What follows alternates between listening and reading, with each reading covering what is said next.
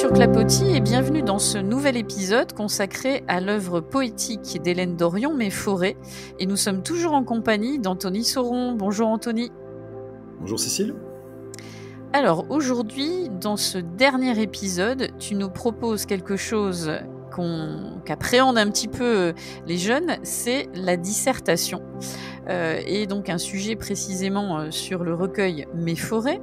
L'idée de cet épisode, c'est que bien sûr on traite un sujet en montrant aux élèves comment on peut réexploiter tout ce que tu as dit dans les épisodes précédents et tu vas essayer de nous montrer comment bâtir un plan de dissertation. Bien sûr, sur Clapotis, vous aurez le sujet intégral qui apparaîtra et je pense qu'on va débuter par la lecture du sujet.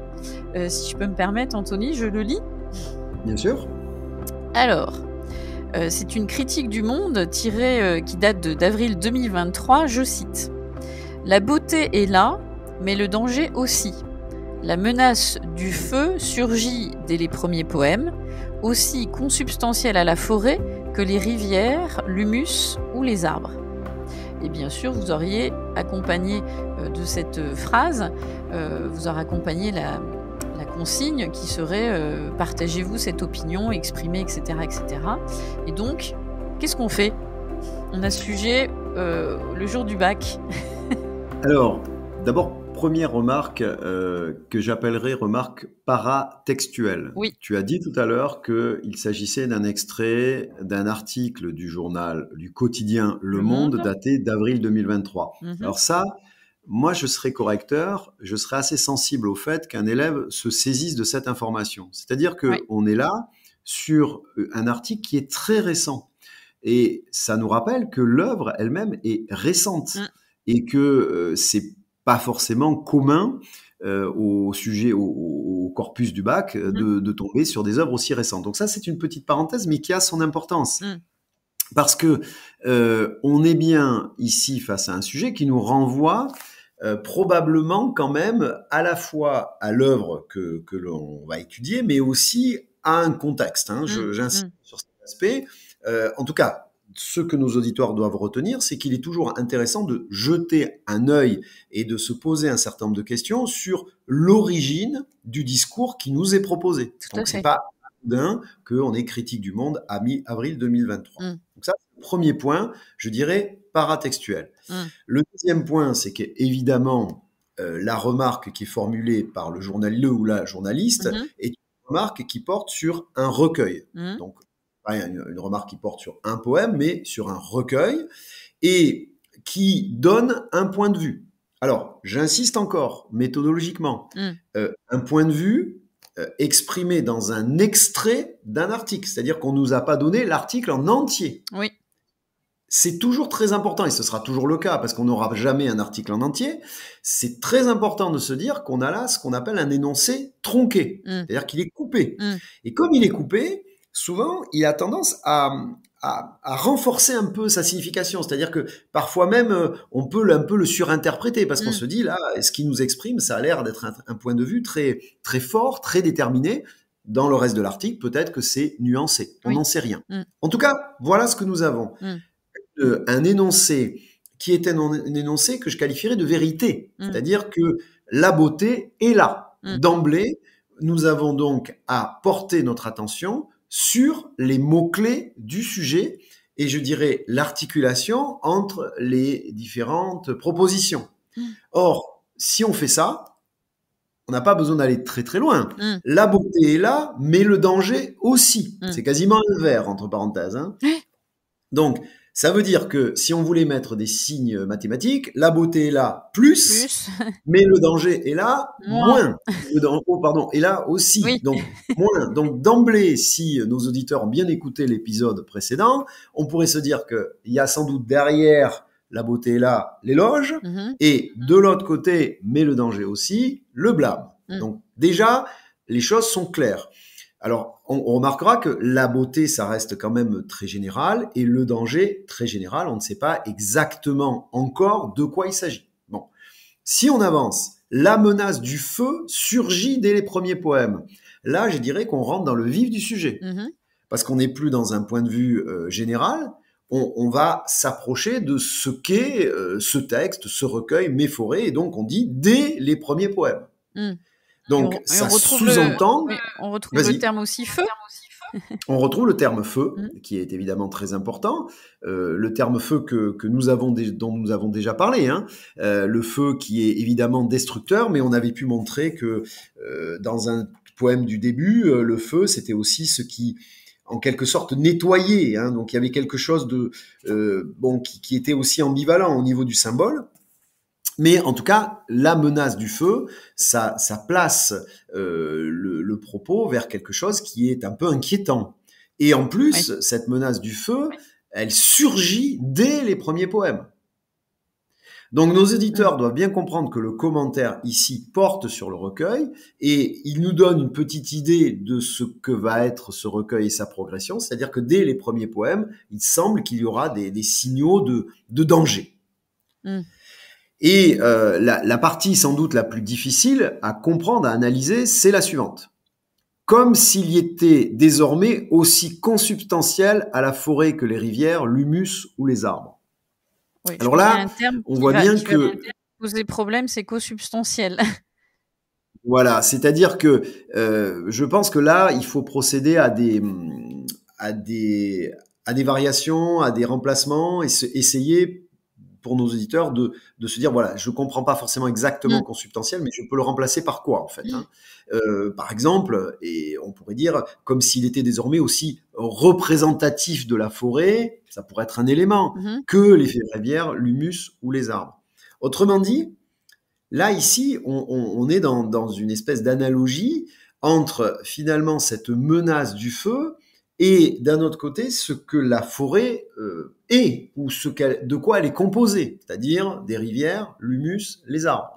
Donc, en quelque sorte, si je voulais traduire, et je crois qu'il faut vraiment oser le faire, si je voulais traduire la pensée exprimée, j'aurais presque envie de dire qu'aujourd'hui, la forêt, c'est autant le feu qui l'embrase, que les rivières, l'humus ou les arbres qui la composent. Et encore une fois, moi, j'invite les élèves à se poser des questions ouvertes, c'est-à-dire pas en fermant les yeux et en regardant que le recueil, en ouvrant les yeux sur tout ce qui se passe dans leur monde. Et je crois que je ne suis pas seul à regarder la télévision ou Internet. Et qu'est-ce que je vois? De quoi j'entends parler tous les jours, toutes les heures? Si je regardais des journaux, c'est des feux. Donc, très certainement qu'ici, le critique interpelle le lecteur sur le fait que, justement, derrière cet éloge des forêts, il y a aussi, sans doute, la mise en avant d'une forte crainte d'une destruction, parce que le feu, c'est le destructeur, c'est l'agent de destruction. On le voit bien en ce moment. Donc, en fait, la première étape, face à un sujet de dissertation, je reviens un peu à une chronologie méthodologique. La première étape, c'est de décortiquer un petit peu les mots-clés de l'énoncé, d'en chercher éventuellement des synonymes ou des significations similaires, et de reformuler par ses propres mots, en fait, ce que dit l'énoncé, c'est ça ?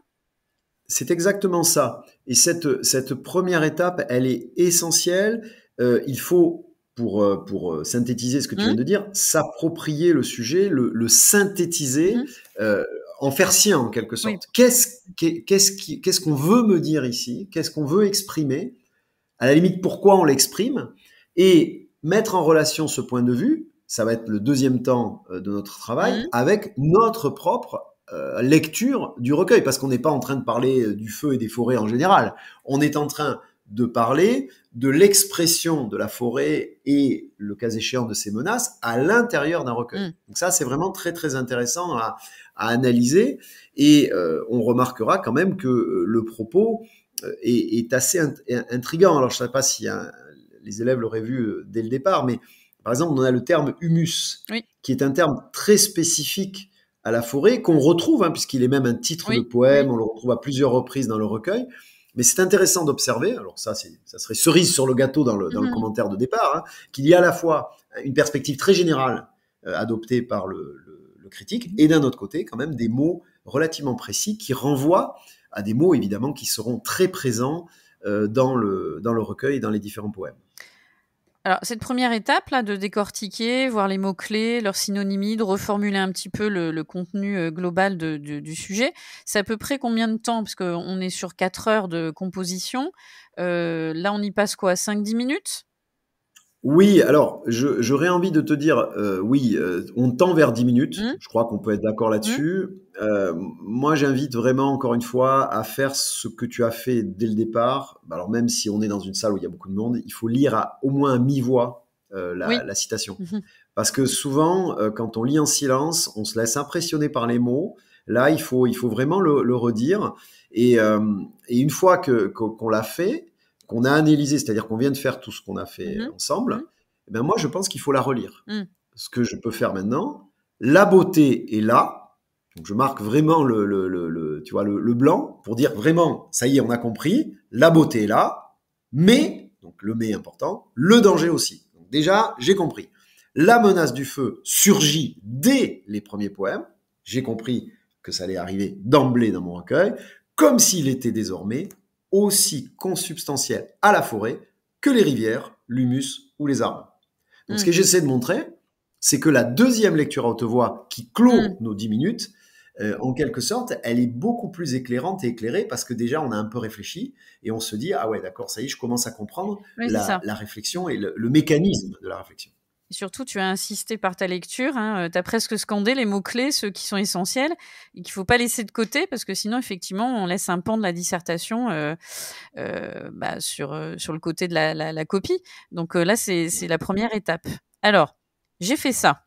Je suis rassurée, je me dis: «C'est bon, je me lance, c'est sûr dans la disserte». Deuxième étape, là, je fais quoi? Alors, bon, on pourra revenir peut-être sur l'introduction. Moi, je pense que effectivement, là, ici, notre difficulté, ça va être tout de suite de réfléchir à un plan. Oui, C'est-à-dire alors, le comment fameux plan qui obsède un peu le les fameux élèves. plan. Et voilà, et le plan qui va partir de quelle problématique, c'est-à-dire de quelle question, Mmh, qu'est-ce qu'on ressort comme mmh, question d'une phrase comme ça. Et un plan, alors moi ici, ce serait quand même un plan qui nous invite à une discussion. Moi, j'ai souvent l'habitude de dire qu'une dissertation, c'est une simili-discussion réelle. C'est comme si nous discutions mmh, ensemble, mmh. que nous introduisions chacun nos points de vue, que Cécile donne son point de vue dans une première partie, que moi je donne mon point de vue dans une deuxième, et puis qu'on finisse par un peu se concilier dans une troisième. Donc c'est une vraie discussion en Mmh fait, mh. hein. On pourrait imaginer les choses Ouais, comme ouais, bien ça, sûr. de façon un peu schématique. Mais là, la question c'est finalement quel pourrait être le plan qui s'offrirait à nous là. Alors je pense qu'en insistant dans tout ce qu'on a dit, il y a quand même deux éléments qui sortent.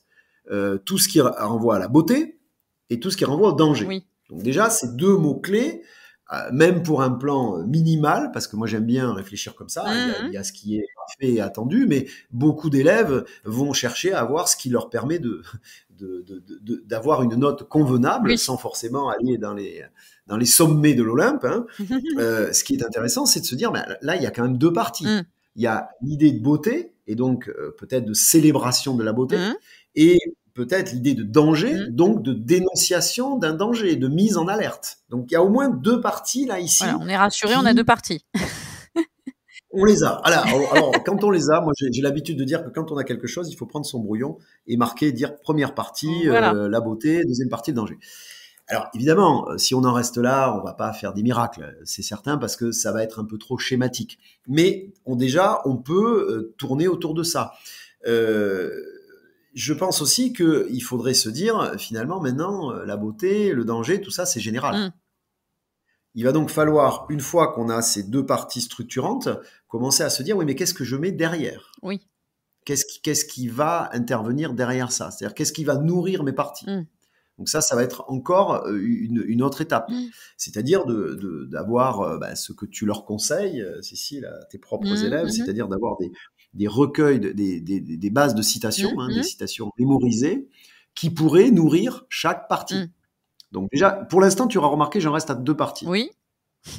Je reste à deux Et parties. moi, je vais jouer le rôle de l'élève qui va te dire, mais oui, mais habituellement, dans un plan dialectique, il faut faire une troisième partie, mais je sais qu'on va l'aborder plus tard, hein.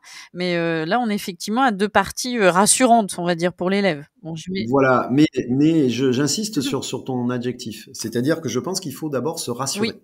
Il faut se rassurer avant de s'inquiéter, en quelque sorte. C'est C'est ça. comme si tu te promènes en forêt, tu Voilà, vas d'abord te rassurer avant de t'inquiéter. Après, il y a la bouteille, il y a le danger. Parce que, en fait, la troisième partie, on a parlé tout à l'heure d'une discussion. On discute ensemble et on réfléchit. Donc, oui, mais en fait, quelqu'un qui aura lu ce recueil, et on l'a bien montré, je crois, dans l'épisode précédent, il va se rendre compte que l'un ne va pas sans l'autre. C'est bien le problème. C'est-à-dire que dans une dissertation à plan dialectique, on va chercher à opposer, en quelque sorte, deux points de vue. L'un ne pouvant pas se suffire, c'est-à-dire on ne pourra pas dire c'est simplement une célébration de la beauté. Alors on va pouvoir le montrer, je vais y revenir peut-être dans un instant, mais on va vite se rendre compte qu'il y a aussi autre chose. Donc on va passer, si j'ose dire, du blanc au noir. Là, je suis très manichéen, mais au fond, cette discussion, elle va aboutir à quand même un problème. C'est que, est-ce que c'est si manichéen que ça? Est-ce que j'ai une partie blanc? Est-ce que j'ai une partie noire? Voilà, est-ce que c'est simplement binaire, quoi, en fait? Voilà. Et en fait, pas du tout. Parce qu'on va s'apercevoir que tout marche ensemble. Et qu'il n'y a jamais de déconnexion entre l'éloge et le blâme. Tout ça, ça marche ensemble. Je crois qu'on l'a bien montré précédemment. Oui, tu parlais de la fameuse tension qu'il y avait dans un épisode précédent. Exactement. Ah, oui. Et tu viens de donner pour moi quasiment le titre de la troisième partie. C'est la tension entre éloge et blâme. L'espèce de mise en relation permanente entre ce qui va relever de l'exaltation de la beauté et de la mise en alerte d'un danger plus qu'imminent. Donc je pense que l'idée, ça va être de montrer que finalement, ça travaille ensemble et que on va pas avoir une classification des poèmes qui serait très simple, où on dirait ça, c'est vraiment du côté du blâme, ça, c'est vraiment du côté de l'éloge. Donc la troisième partie nous renvoie en quelque sorte à une partie, disons, de conciliation des contraires, en quelque sorte. C'est-à-dire où on va essayer de montrer que dans un même poème, on aura des références plutôt positives et des éléments beaucoup plus inquiétants. Voilà, ça serait un peu la structure, la macro-structure de notre dissertation. Oui, c'est un peu le squelette. Donc, si on résume, le grand 1, ça serait, dans cet article, ils ont raison d'évoquer la beauté. 2, mais il y a bien cette notion de danger. Et 3, ça serait l'évocation de cette tension, en fait, entre beauté et danger, qui marque, en somme, la complexité du recueil. Ça serait un petit peu ça, le squelette, en fait, du plan. Exactement. Et en faisant ça, on avance dans le raisonnement. On est bien là, on avance. On est bien. Moi, je crois qu'il faut. Et je pense que si les gens nous écoutent tels que nous le faisons, évidemment, on les rassure, on a réfléchi avant. Mais ce qu'il faut quand même dire, c'est que quand tu dis on est bien dans notre raisonnement, c'est important parce que en fait, beaucoup d'élèves pensent que le plan de dissertation, il doit éclore en un quart de seconde. Moi, je pense que c'est pas comme ça, parce que là, pour le coup, on serait dans quelque chose de factice. Exactement. Ce que je vais essayer de démontrer maintenant. Tu parles d'un squelette. Donc, nous avons le squelette. Nous avons nos 3 parties. Bon, alors maintenant, nous sommes malins. Nous voulons avoir une bonne note. C'est le but du donc, jeu, qu'est-ce qui nous manque? Exactement. On est tous pareils et c'est logique. Il nous manque à ce moment-là, je dirais, ce que je vais appeler des références et des indices.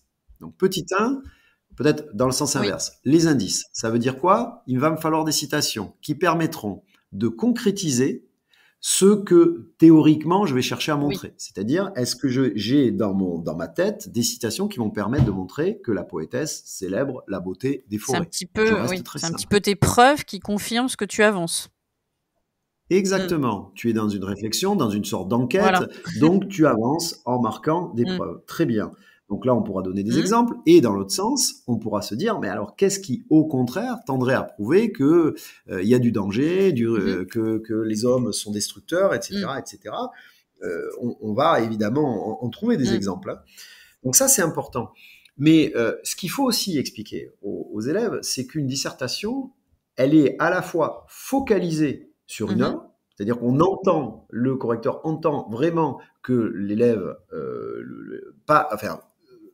se saisisse de l'œuvre, en parle et la cite et la commente, mais attention, n'oublions jamais qu'une œuvre, elle est issue d'une tradition, qu'elle appartient à un champ littéraire, que Hélène Dorion a beau très bien écrire des choses sur la nature et la forêt, elle n'est pas la première, et loin de là, très très loin de là.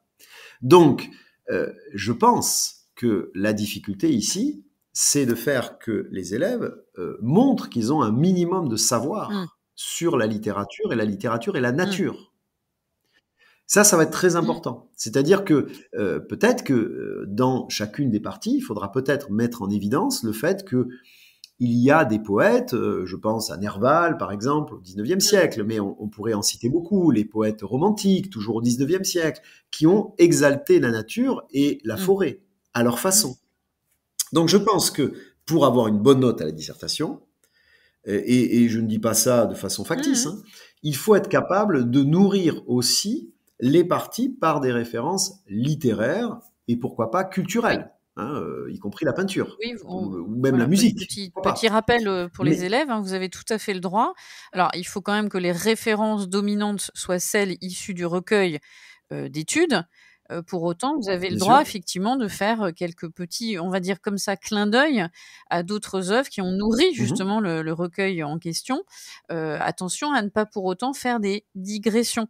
Hein, c'est-à-dire ne faites pas 15-20 lignes sur Lamartine ou Nerval comme tu évoquais tout à l'heure.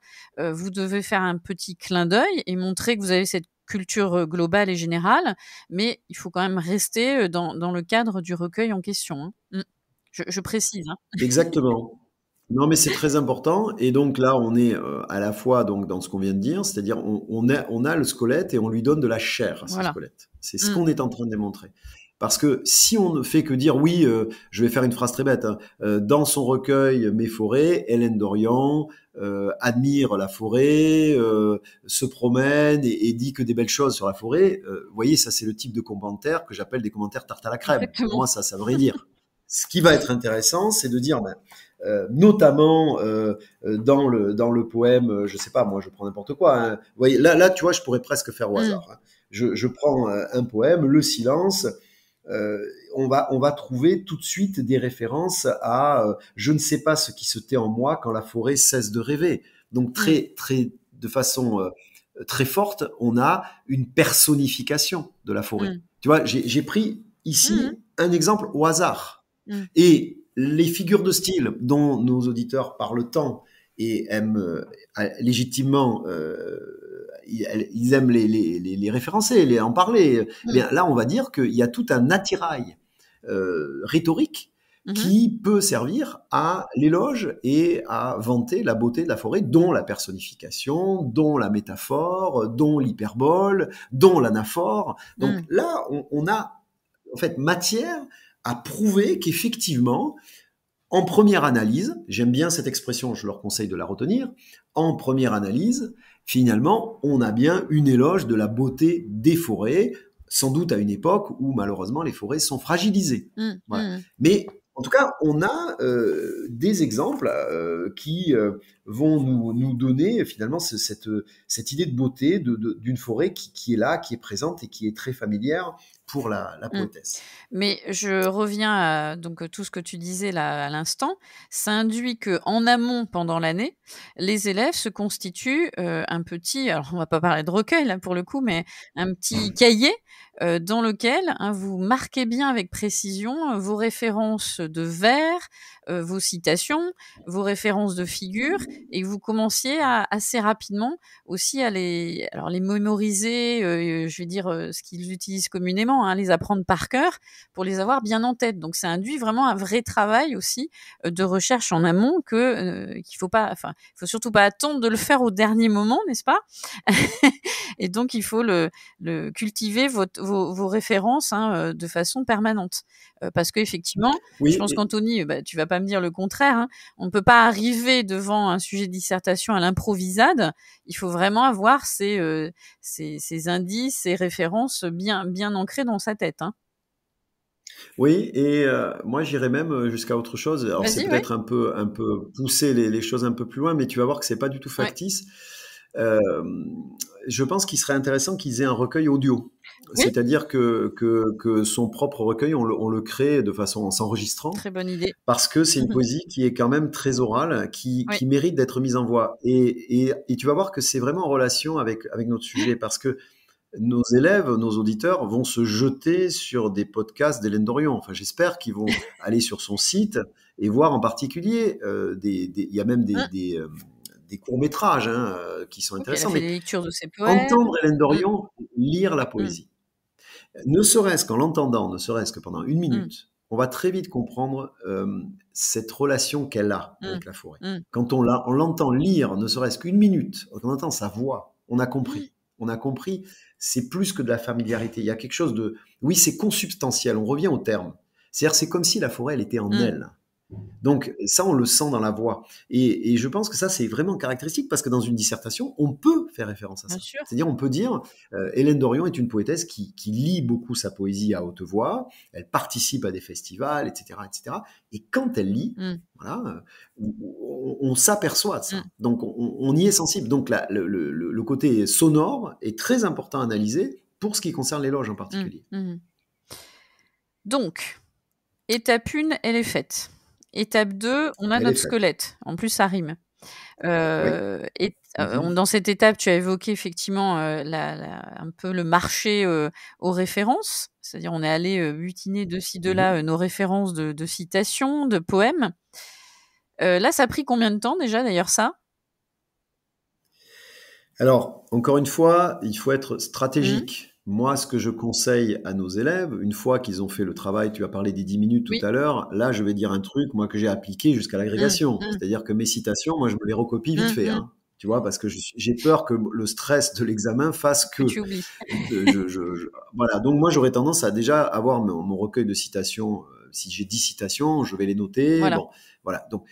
Après, la question de la conception, c'est très difficile, parce que je pense qu'il y a des élèves qui font un plan très rapide et qui se mettent à écrire très vite. Ils sont entraînés aussi en amont, je reviens à ça dans l'année.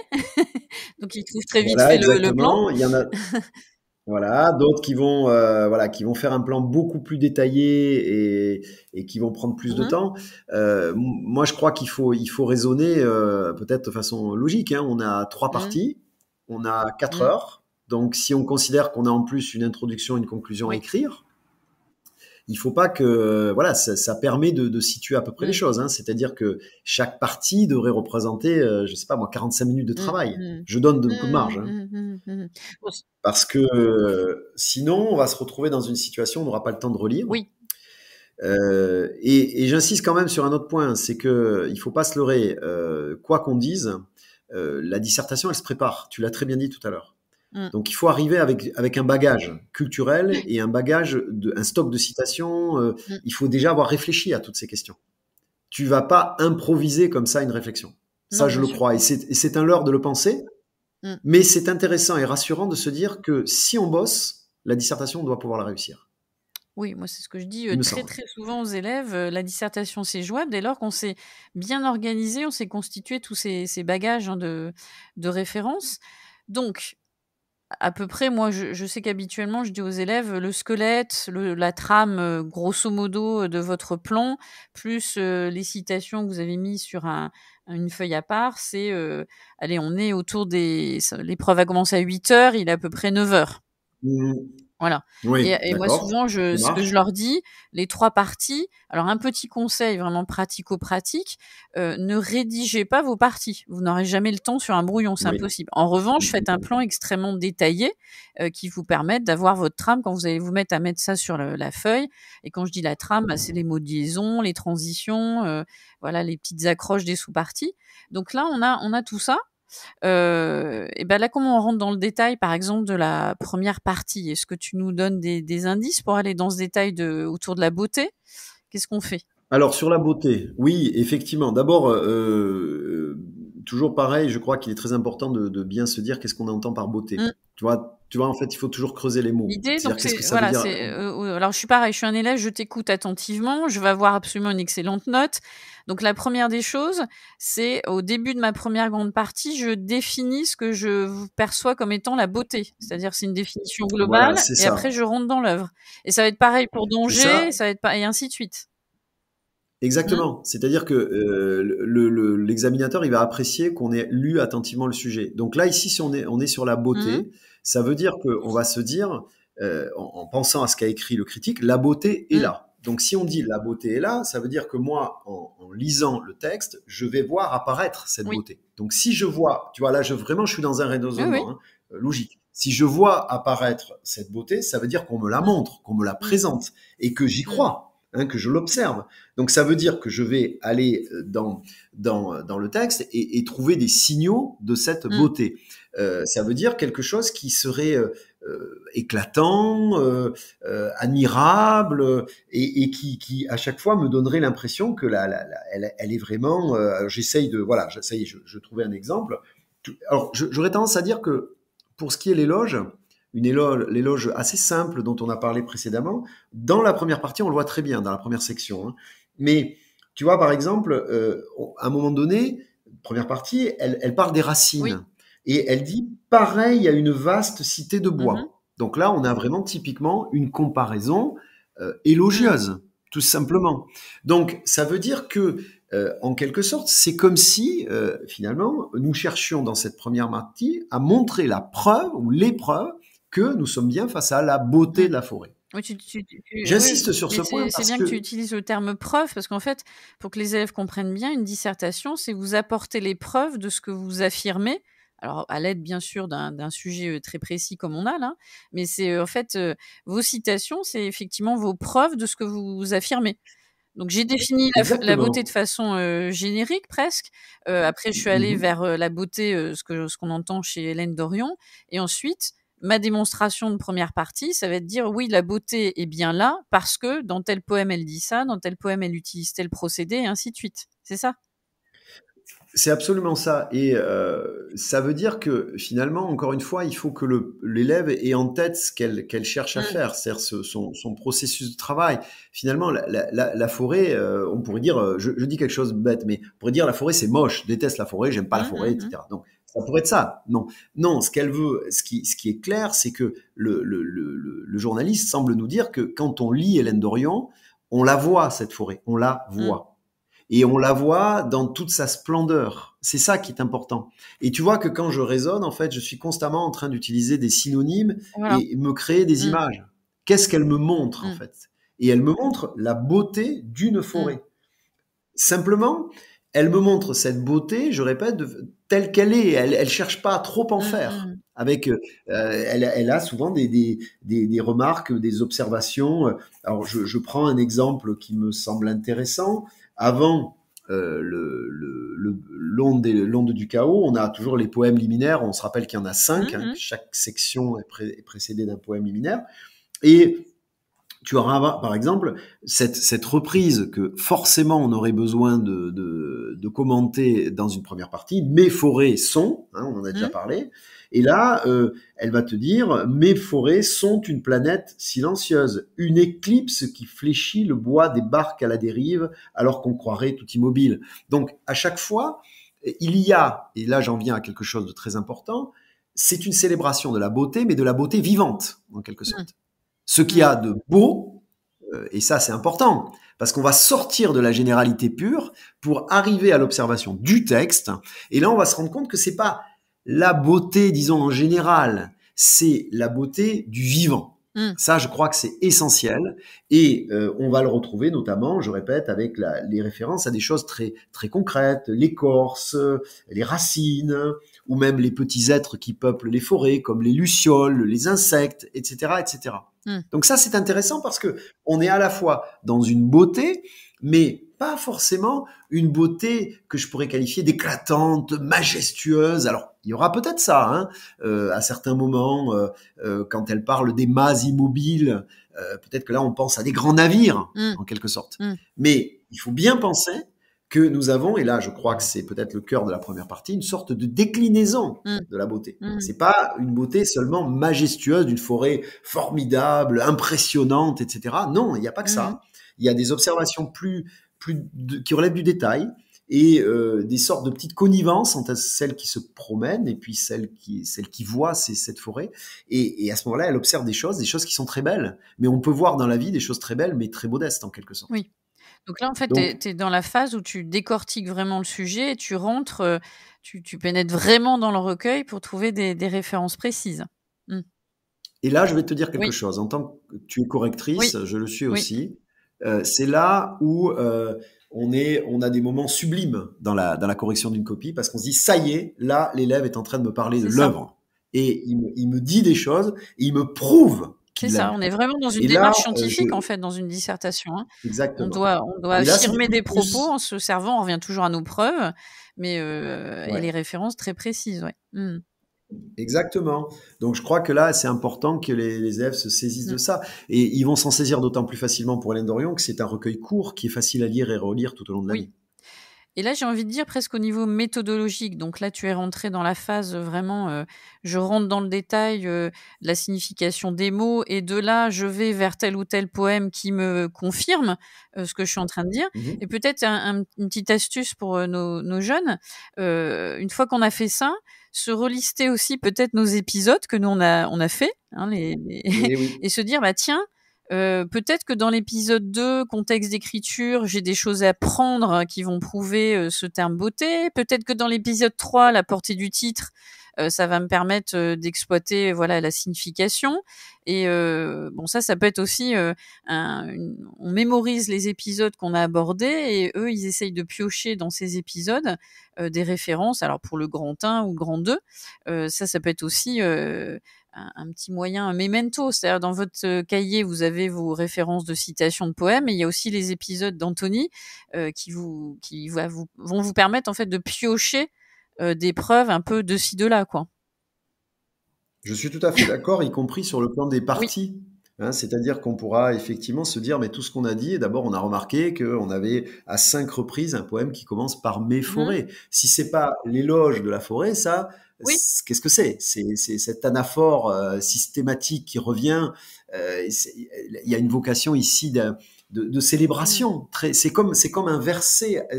C'est pas religieux Oui, oui. évidemment, mais il y a quelque chose comme ça en Mmh. arrière-plan quand même d'un peu religieux au sens où on va célébrer. C'est pour ça que j'ai employé ce terme depuis le début. Donc, le simple fait d'observer la table des matières nous laisse penser qu'on va être dans une célébration de la beauté des forêts. Et j'ai envie de dire pour rebondir, quand vous préparez, vous réfléchissez à votre sujet, quand il y a un mot qui est presque itératif et récurrent, comme là tu dis célébration à plusieurs reprises, qu'est-ce que ça signifie? Bah, que certainement ça va être une des sous-parties majeures de votre grande partie. La beauté, oui, c'est bien une célébration, ça pourrait être le petit 1, je sais pas, par exemple. Oui, c'est Donc en ça. fait, quand vous allez cheminer au gré de votre réflexion là pendant les minutes et les heures qui vous restent, dites-vous qu'intuitivement, s'il y a un mot qui revient à chaque fois dans ce que vous observez ou vous relevez, bah, intuitivement, dites-vous que c'est un des mots qui va constituer une partie majeure de votre démonstration.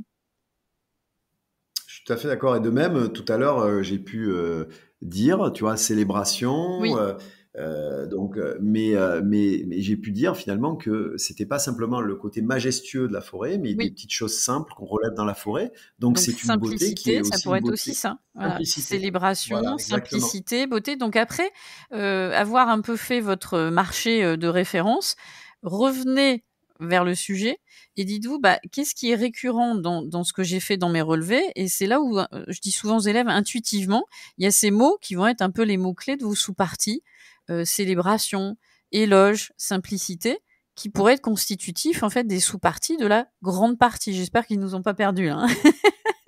Je crois qu'ils nous ont pas Mais perdus parce qu'on a été extrêmement clairs, Cécile. donc ça serait la grande partie, 1re grande partie, pardon. Est-ce que, tu nous guides un peu vers la deuxième grande partie, où on les invite justement à faire cette démarche, hein, de cogiter à, bah, danger, qu'est-ce que ça induit?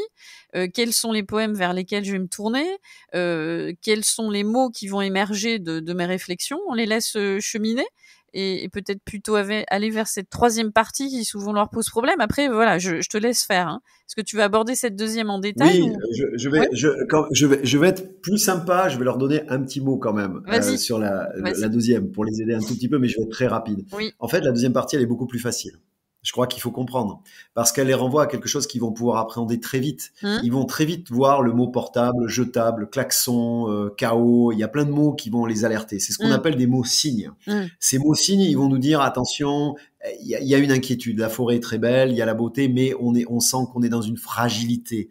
Et tout le texte, y compris la fin, le bruissement du temps, nous renvoie de plus en plus vers cette fragilité. Et donc, ils doivent recueillir tous ces mots qui sont annonciateurs d'un désastre, d'un chaos. Donc, je crois que c'est vraiment très important. Et j'ajouterai pour la deuxième partie très vite que ce qu'il faut ne pas oublier, hein, c'est que, je répète, Hélène Dorion, elle a écrit un article sur les forêts où elle est argumentative, où elle dénonce quand même ce qui est en train de se passer, la gravité des feux au Canada, la destruction. Donc, dans une deuxième partie, ils peuvent très bien montrer que c'est une poétesse, qu'elle n'est pas une poétesse activiste sur le plan écologique, effectivement, qu'elle a des idées, qu'elle les exprime dans des journaux, sur les plateaux de télévision, hein, et là encore, il faut qu'ils écoutent, mais que dans la poésie, les choses sont plus subtiles, plus délicates, que ça relève de la suggestion, mais que quand même, il y a ce qui relève du blâme, hein, c'est-à-dire du reproche à l'encontre des hommes. Donc je crois que ça, c'est vraiment quelque chose qui est démontrable. Il y a beaucoup d'exemples, notamment dans L'onde du chaos ou dans Le bruissement du temps, où elle s'en prend quand même sérieusement aux hommes, et pas aux hommes d'aujourd'hui, simplement, puisque je rappelle que dans la dernière section, elle revient à l'origine, en quelque sorte, de l'humanité, et qu'elle montre que dès le début, l'Homo sapiens, il est destructeur. Et là, ça renvoie justement à ce qu'on avait évoqué dans les épisodes sur la structure du recueil, les écritures poétiques, etc. Donc pareil, même démarche d'aller piocher dans ces épisodes différentes références. Et là, en t'écoutant, je fais la même démarche. Tu as dit des mots que tu as prononcé plusieurs fois, et c'est ça peut-être ce qui va être constitutif des sous-parties de la deuxième grande partie. Alors, à vous, après, les agencer presque chronologiquement. Tu as parlé de blâme, de fragilité, de désastre annoncé, de suggérer le danger. À partir de ces mots, vous allez justement constituer peut-être vos 2 ou 3 sous-parties qui vont prouver, oui, on a bien un recueil qui évoque le danger. Après, à vous de choisir, est-ce que c'est l'évocation de la fragilité, du désastre, du chaos, et vous voyez bien qu'encore une fois, intuitivement, les mots-clés que vous avez fait ressortir en allant farfouiller vos références vont faire émerger les fameuses sous-parties. Exactement. Alors là, Mais je sens que tu es impatient de la troisième partie. Pas comme les élèves. Souvent, quand on est en classe et qu'on fait les 2 premières parties, ils me disent bon, d'accord, là, ça va. Mais qu'est-ce qu'on fait en troisième? C'est très souvent, hein, je te le rappelle, tu le sais très bien, c'est leur angoisse dans le plan dialectique, c'est la troisième partie. En fait, d'ailleurs, on pourrait revenir sur ça. C'est quoi cette troisième partie? Parce que souvent, les élèves me disent, c'est quoi? On fait la synthèse du grand 1 en grand 2, ça on mélange tout, ou c'est autre chose en fait? Alors, moi, j'aurais tendance à dire la chose suivante, surtout pour la poésie. J'ai dit déjà, alors, je sais plus si c'est aujourd'hui ou dans l'épisode précédent, qu'on n'est pas dans un discours de vérité. Or, quand on fait une dissertation, tu l'as très bien dit, on est dans une démonstration, on cherche à prouver, on l'a dit plusieurs fois aujourd'hui, mais en réalité, en prouvant, on est presque dans une attitude excessive, parce que la poésie, elle ne peut pas, tu pourras pas faire un théorème qui pourrait expliquer quelque chose, c'est pas possible. Donc on s'aperçoit qu'il y a un peu de vrai dans ce qu'on a dit dans la première partie, il y a un peu de vrai dans ce qu'il y a dit dans la seconde, donc il va falloir concilier. Et dans le cas d'Hélène Dorion, ça marche quand même assez bien, parce qu'on se rend compte qu'en fait, il n'y a pas d'éloge sans blâme, il n'y a pas de blâme sans éloge. Ce que tu disais à l'épisode précédent. En fait, ça fonctionne ensemble. Voilà, ça fonctionne ensemble. Et donc la troisième partie ici, pour moi, clairement, c'est une partie qui vise à concilier les deux et à montrer que dans tous les poèmes quasiment, on a à la fois l'éloge et le blâme, et donc cette beauté, et pour le dire autrement, en rapport avec le sujet, à la fois la beauté et le danger. Quand on lit le texte, on le sent d'ailleurs, comme nous l'a dit le journaliste, dès le début, avec ce feu, hein, il y a à la fois la beauté et le danger. Je crois que ça, c'est vraiment quelque chose qui est évidemment pas facile. Alors, je reconnais que c'est pas ce qui est le plus facile à faire, hein, une troisième partie, parce que finalement, il faudrait dire que on n'est pas ici dans un recueil que l'on pourrait qualifier, on ne pourrait pas le titrer Éloge de la forêt, par exemple. Oui. Ça serait insuffisant. Oui, bien sûr. Il est titré, et on en revient à des observations qu'on a pu faire précédemment, il est titré Mes forêts. Ce qui veut bien dire que, en quelque sorte, la poétesse s'empare des forêts, entre en connivence avec ces forêts, et à partir de là, elle fait émerger ce qu'elle a au fond du cœur, en quelque sorte. C'est-à-dire que la forêt, et ça je crois que c'est peut-être le sens de la troisième partie, la forêt, elle révèle aussi à la poétesse ce qu'elle est. Et ce que sont aussi ses congénères, c'est-à-dire les hommes qui vivent à la même époque qu'elle. Donc c'est très intéressant de se rendre compte que à partir du moment où on est dans une appropriation de la forêt, on va commencer à se dire que finalement, il y a les deux côtés. On est à la fois admiratif et en même temps inquiet. En fait, c'est admiration, inquiétude, et tout ça, ça marche en même temps. Je crois que c'est ça qui est approuvé dans le. Donc, ça voudrait dire que nos élèves peut-être pourraient démarrer cette partie en disant que on n'est pas strictement ou seulement, exclusivement dans l'éloge. Disons le titre du poème, le titre du recueil ne pourrait pas être éloge. Et en même temps, on n'est pas non plus dans le blâme des hommes exclusivement, en quelque sorte. Donc, ce que la troisième partie va montrer, c'est que il y a du vrai dans les deux parties, en quelque sorte, et que ça marche ensemble, parce que la poétesse veut nous montrer que c'est en même temps. Alors, je sais que employer ce terme en même temps, c'est très à la mode, mais c'est bien ça. On est dans un en même temps. Et ça se démontre, puisque dans un même poème, on va trouver des éléments qui sont plutôt positifs, célébrant la beauté, des éléments, qui sont plus inquiétants, en quelque sorte. Et là, on revient à notre batterie. Et ça, on le voit très bien dans le... Excuse-moi, c'est parce que je voulais donner l'exemple, mais on le voit très bien dans le dernier, la dernière verset. Et là, on retrouve nos références de citations, de poèmes qu'on avait constitués dans notre petit carnet. Et donc, en fait, la troisième partie, ça serait l'alchimie, enfin, je sais pas si on peut dire réussie, mais entre beauté et danger qui aboutit au feu. Et là, on explicite ce que l'on entend par feu et quelle connotation cela peut avoir, justement. Et on revient à ce qu'on disait au début. L'avantage, moi, personnellement, je trouve, de la dissertation, c'est qu'aussi, on est un peu maître du sens qu'on va donner aux mots-clés qui vont guider un peu notre démonstration. C'est-à-dire que au début de la troisième partie, vous allez expliquer ce que l'on peut entendre par cette peut-être alchimie ou ce feu qui est en fait la combinaison, la tension, comme tu évoquais tout à l'heure, entre beauté et danger. Et après, hop, après avoir fait la définition globale, on déroule en s'appuyant, comme tu disais tout à l'heure, sur des références bien précises et concrètes. Je pense qu'on pourrait dire ça, et pour concrétiser encore plus ce que tu viens de dire, mais qui est exactement ça, on se rappelle que dans la première partie, il y a un poème qui s'appelle Le Feu.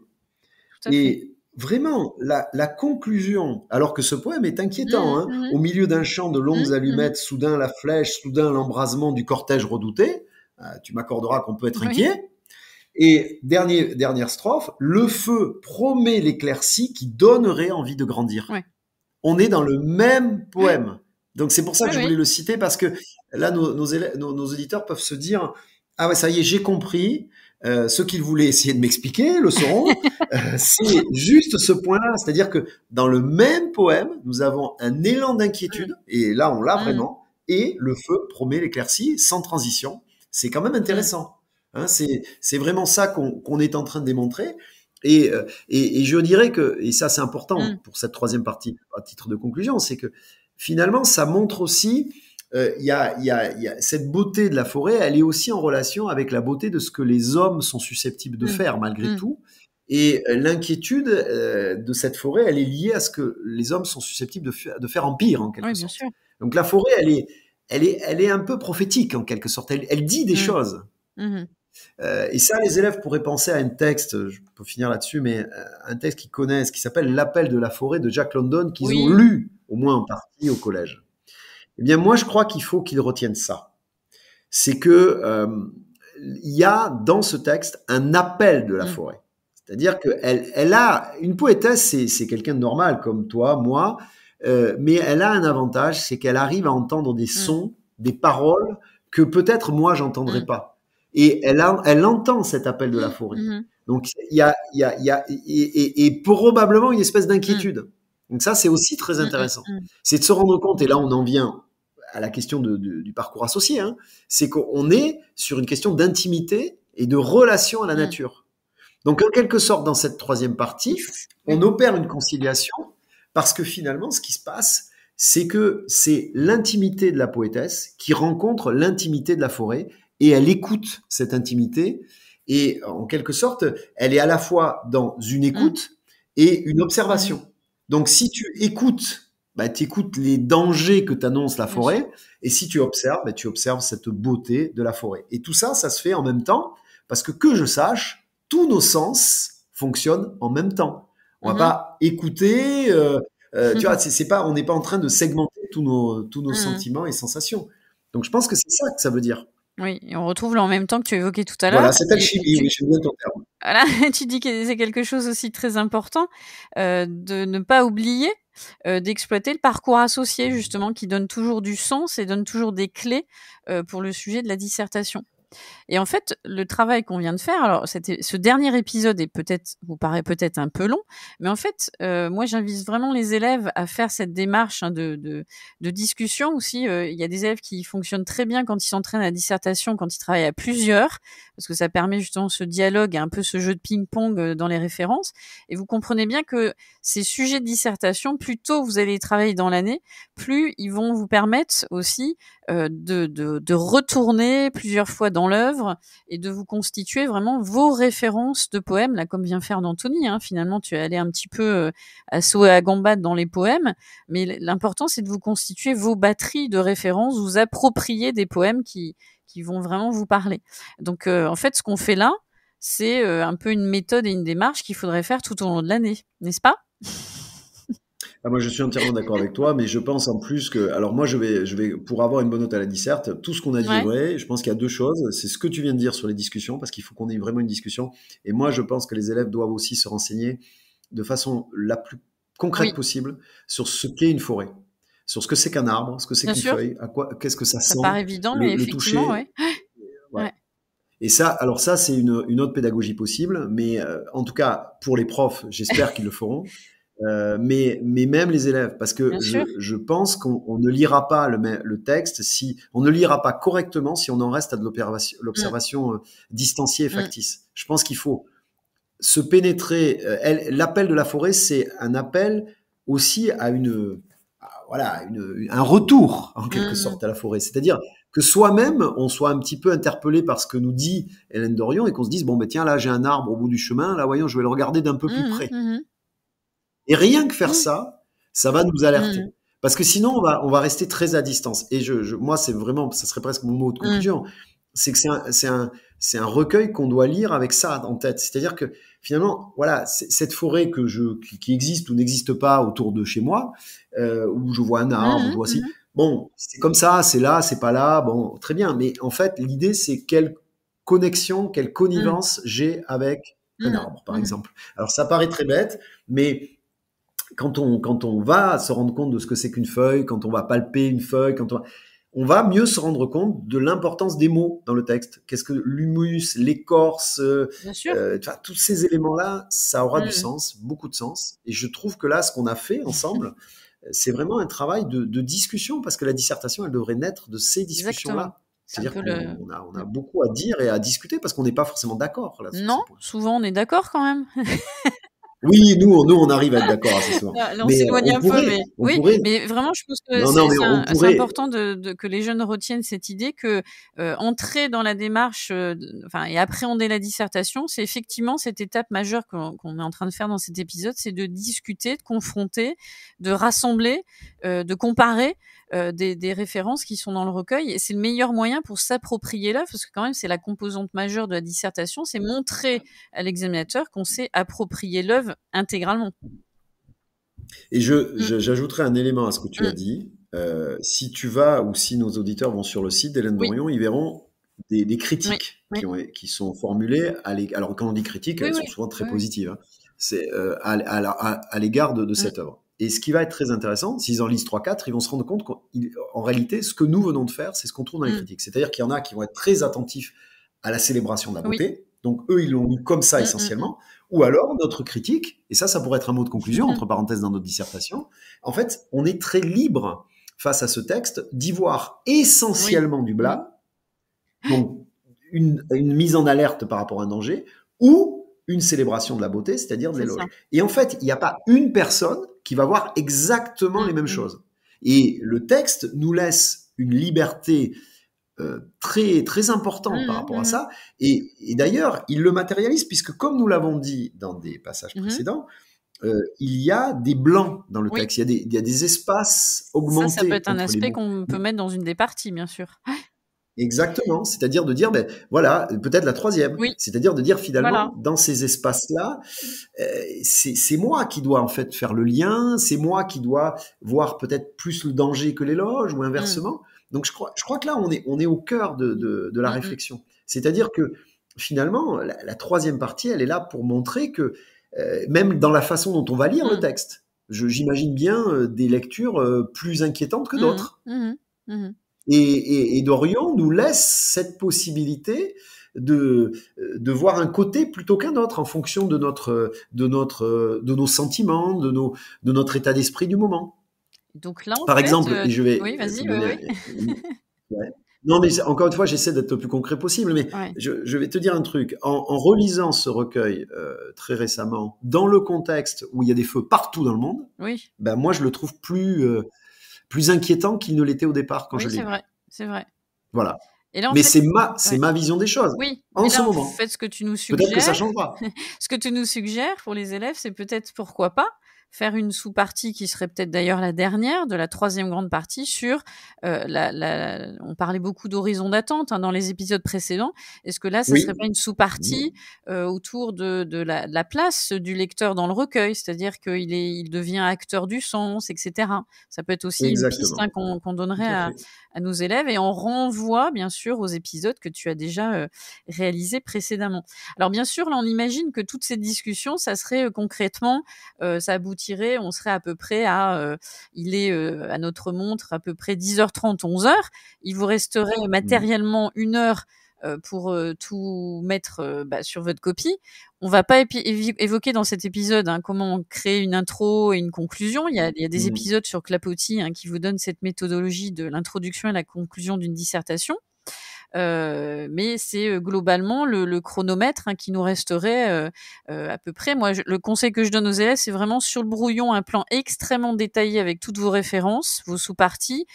Les seules parties, moi j'invite, je sais pas si tu dis ça à tes étudiants, Anthony, moi je leur dis de ne rédiger que l'introduction et la conclusion brouillon.